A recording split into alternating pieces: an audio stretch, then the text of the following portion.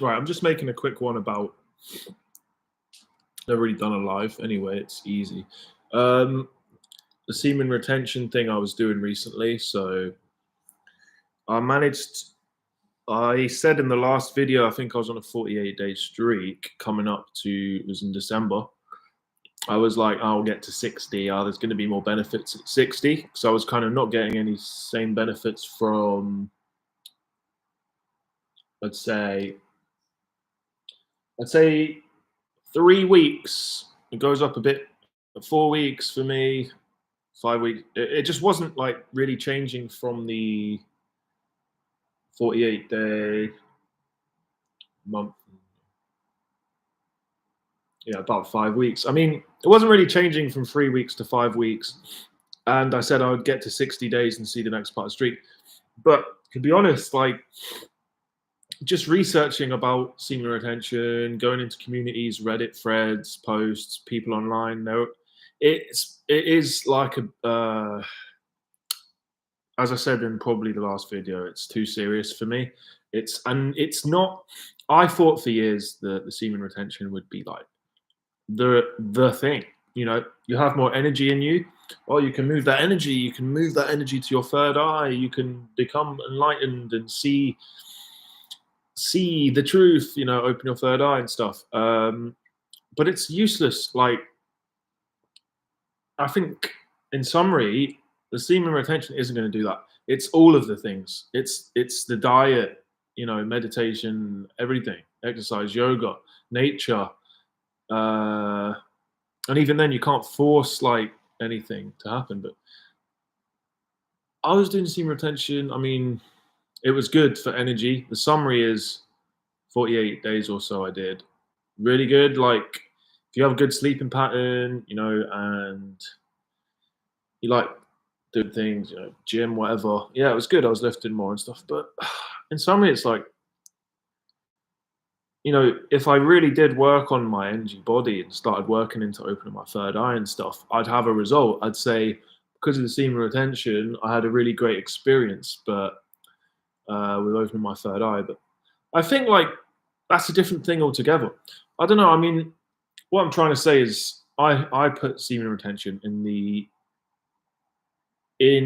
the higher echelon of what makes a man like a good man and what makes a man have strength, have energy, and have spiritual energy that you can use. You know, but it's not really as it shouldn't be up there on the pedestal that I put it on because it's not everything.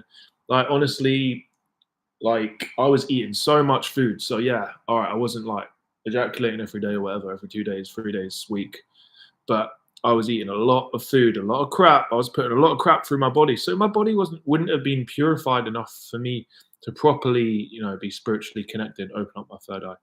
It's really hard. Like you push one thing away, another thing will come. So I think don't go on these extreme streaks trying to. It will fuck. I think it will suppress your sexuality. You know, you'll always be there, like, but your sexuality and your ability to be sexual.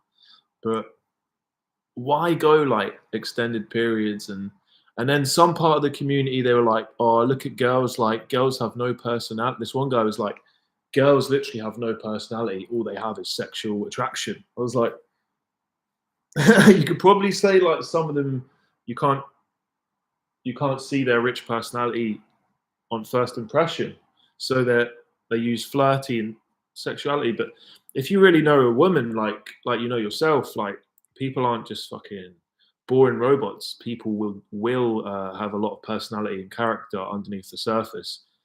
These guys walking around on their semen retention streaks, like, oh, these girls, they have nothing. They have nothing to offer me apart from that. And it's like, come on, that guy.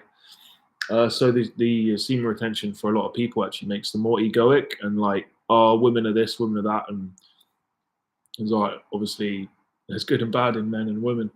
But yeah, as I say, back to the point, like semen retention isn't as big as I thought it was in spiritual practice. I think meditation is probably one of the biggest ones. Probably the biggest, because first it gets rid of the clutter of the mind, and then it starts to allow I used to have downloads. I haven't had them in years where I just get conscious clarity. But at the end of the day, like I was younger, that meant that mental download could have been something that wasn't very useful anyway. But it just seemed like I could have surges of, when I slow myself down enough, I'd have surges of information coming. And then that never happened again for me, downloads as it is. Like obviously when you're flowing in the moment, you can come up with things and you realize, oh, where's that coming from? Like kind of like downloads. But when you're actually sitting in a meditation, you're getting an influx of high level, what you think is high level information, whether it is or not. And then that's when I'd make videos, or I'd go to the gym and my vibration would rise, and then I'd make a video because I'd feel positive like I do now.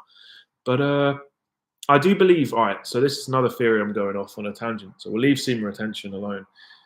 The vibration you're on is related to the words and the thoughts. So the words that you say, the thoughts that you think, the feelings that you feel are all related to the vibration you're on, right? So that's where you see yourself like, when you're in a shitty mood, you start saying the same, and you're observing it. You're like, I don't want to feel like that, and you're like stressed, and you realize like your vibration's low there. But if you're not aware of that, it's like, I don't know, just become a little bit grouchy and wretched as we age. But that's like it's a vibrational thing. Like the way you think, the information that comes to your brain, which you receive, or conjure up within the creativity of your mind, is related to the vibration you're on. Of course, you feel down in the dumps when you sit there and don't use your body, and you stagnate and you have more negative thoughts. You get more wretched, more stressed. If you're not as abundant as you could be. So yeah, like that's meditation, that's vibration, and semen retention can help you with your energy.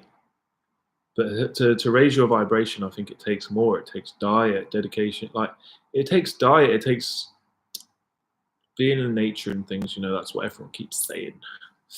But definitely less time on computer screens than I've been spending in the last few weeks, and more time outside and exercise. So obviously, like do the both at the same time. Combinations.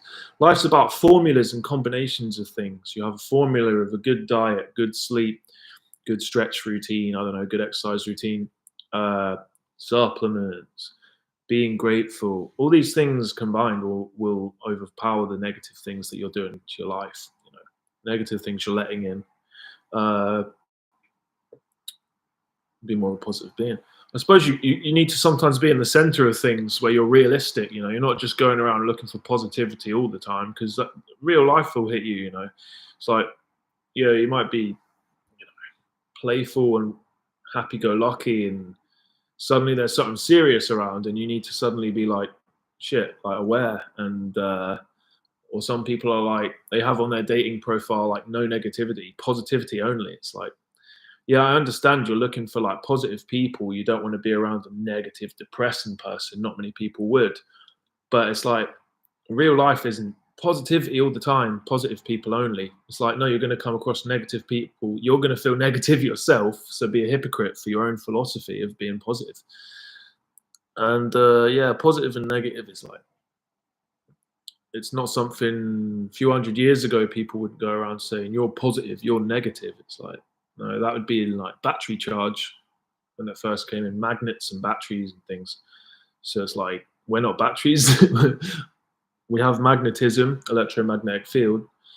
We're attracted to things, and we can attract things by raising our vibration. But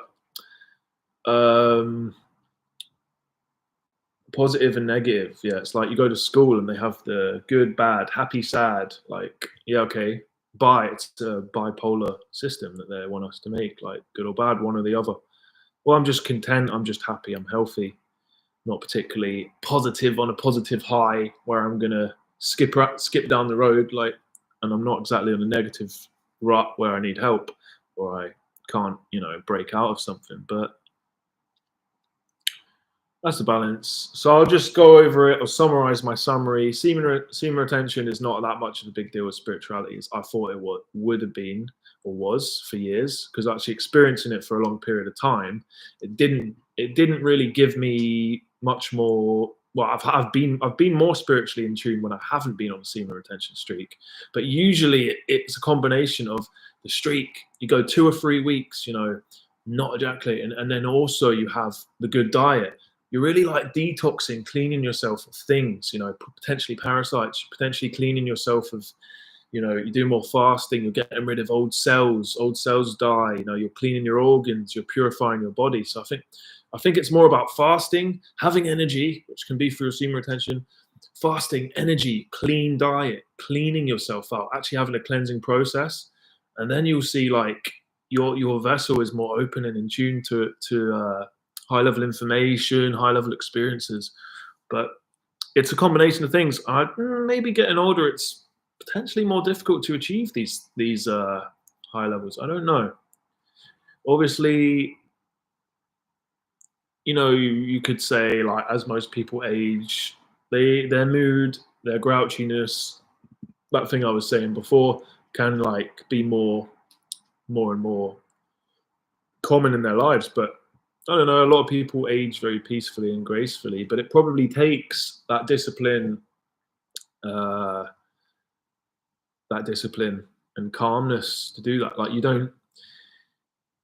don't know, you're not just in a constant state of calm, you have to exert yourself, you have to do things, practices, exercise. So yeah, basically that's the point I'm making. Semen retention isn't all that I thought it was. To raise your vibration, you need to meditate, do the retention, focus on diet, exercise, do things you love. That's the other thing. Like, I'm working hard physically, but I love it. I'm cycling, doing deliveries, and I love it at the moment. And spiritually, I feel better than if I was getting up at 7, 8 a.m., working in a supermarket or an office or something like that. There could be toxicity. Like, there's no toxicity. It's me. If I want to listen to headphones, if I want to listen to nature, I'm cycling around, I'm delivering people food. There's no ethical thing. There's no, oh, you're working for a big corporation that don't care for anyone. Yeah, I know they're big corporations, delivery companies, but I'm not part of an evil corporate, like, you know what I mean? It's not fucking the sex trade or the drug trade. So to be able to just go around delivering people food, I'm exercised, I'm in happy vibe, I'm around nature. And for me, although I'm getting a lot less money than even a minimum wage, say, supermarket job, which I've done before, or office job, I'm just happy, I'm happy. I've got high expenses and not a lot of income, but I'm getting by, and I know what it takes to get by. And it still takes less than a full-time job. It takes about, to get by and save a little bit each month, I need to work 30 hours a week. And it's really, the difference between 30 and 40, 42 hours, you'll be surprised. You'll be surprised. Like, if you've ever worked, and obviously you've probably worked a full day of work, sometimes you get to 2, 3 o'clock and you're like, cool, this would be great to go now. But it's that extra few hours every day, is like 10 hours a week. If you have an extra 10 hours a week, that's a lot of time. You're like, if you think about it, 9 till 5, in certain times a year, you go in the office and there's a bit of light, daylight, you come out and it's dark. You haven't got proper, like, natural things that we need. Sunlight, being in nature, and being inside working on a computer is like completely unnatural to any human being of any other time than now. It's completely fucking weird.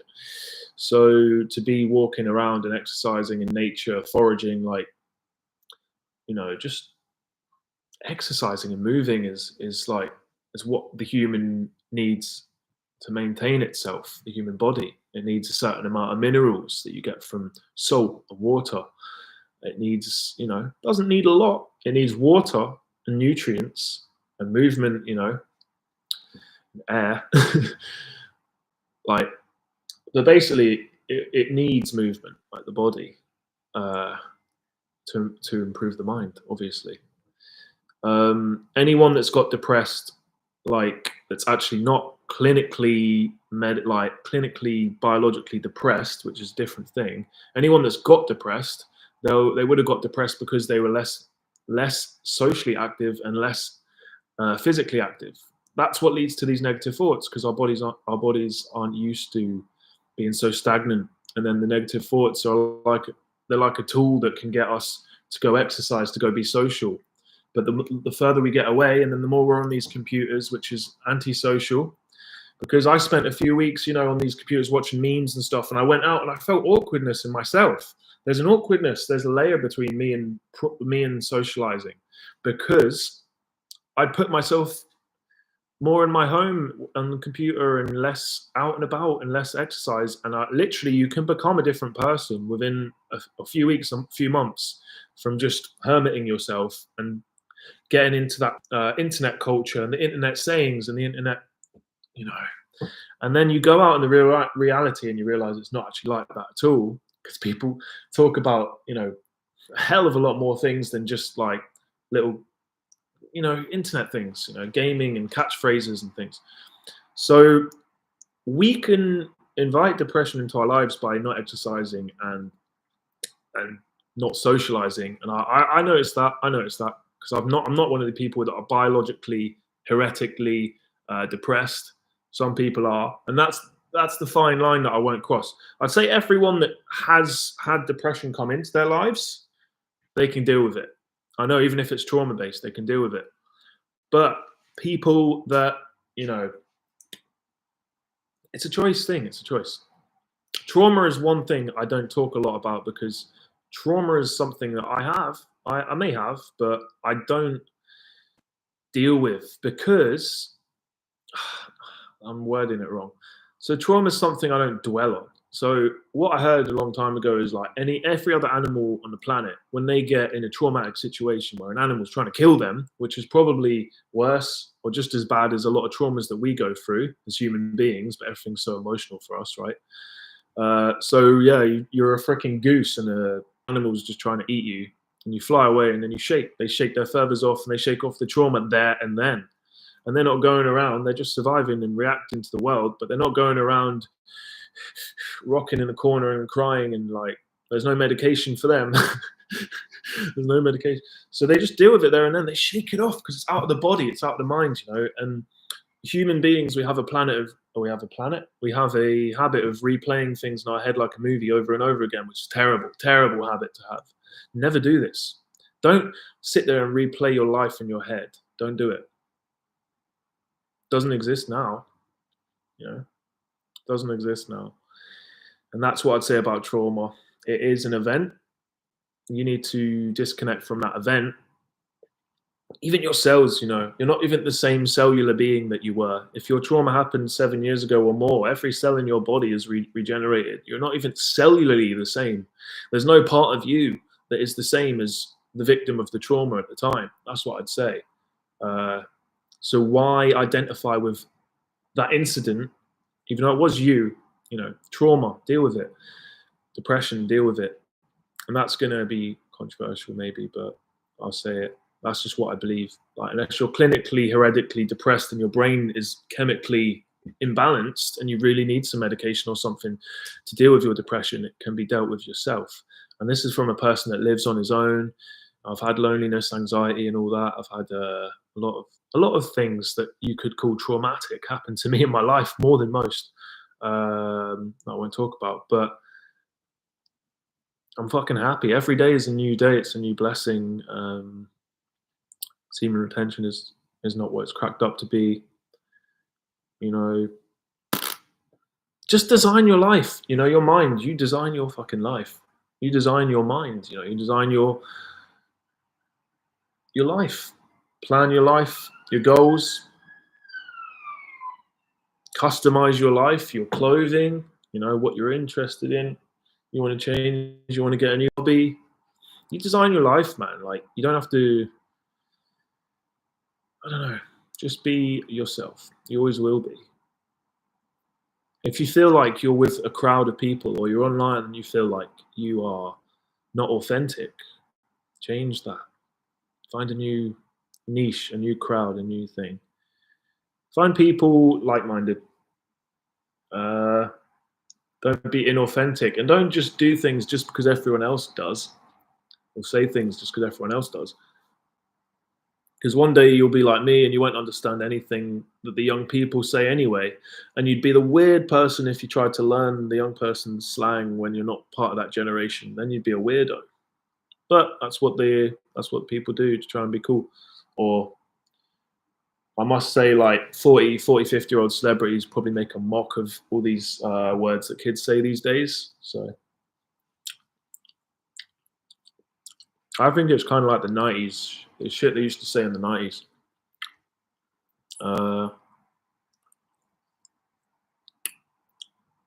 That's it, guys. I didn't expect this to be 20 minutes. This could have been a 1-minute video. Semen retention isn't all it's cracked up to be. Spirituality, to raise your vibration, it takes a multitude of things, a combination, a formula of things to put into your life regularly. Don't take things too seriously. And the goal is not to have a third eye experience that can, this is me talking to myself now. It's not to have a third eye experience that will give you proof of what's next, because that's what I'm interested in. This is a life. We all know we're here. We're going to be here for a certain amount of years, and that's going to be it. What's next? That's what I'm interested in. You know, what's next? And I do believe that opening the third eye and having deep meditations and things and out of body experiences, astral projections, this can give people a really, really, really good idea, so they're familiar with what's going to happen when we pass. And if you can get over the fear of passing, the fear of death, then you've pretty much cracked this whole matrix, like this whole life. And yeah, I just got really deep there. All right, guys. Peace. Peace out, Frano. See you later.